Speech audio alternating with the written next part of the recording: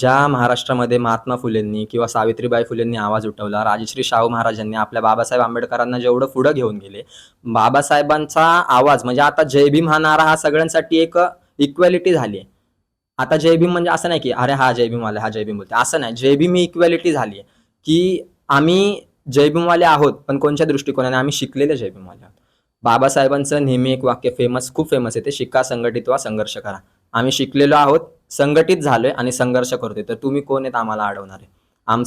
मी त्या दृष्टिकोनाने बघतोय की हे फक्त एक एज्युकेशनचंच आंदोलन असावं किंवा एज्युकेशनचाच प्रोटेस्ट असावा. याच्यामध्ये कुठल्याही पॉलिटिकल पार्टीमध्ये भर घालू नये आणि त्यांचा आमच्याशी काहीही संबंध नाही. पॉलिटिकल पार्टीज भले तो आपला बीजेपी असो, कोणचीही विरोधी पक्ष असो, नाही तर कोणीही असो, त्यांचा काही संबंध नाही. आणि जर त्यांना आम्हाला घ्यायचंय, आम्हाला जर त्यांना दाखवायचं, तर त्यांनी स्वतःचा विचार करू नये. त्यांनी खरंच स्टुडंटसाठी उभं राहावं, तर आम्ही त्यांच्यासोबत, आम्ही त्यांना म्हणजे असं समजू की त्यांनी खरं आम्हाला सपोर्ट केला.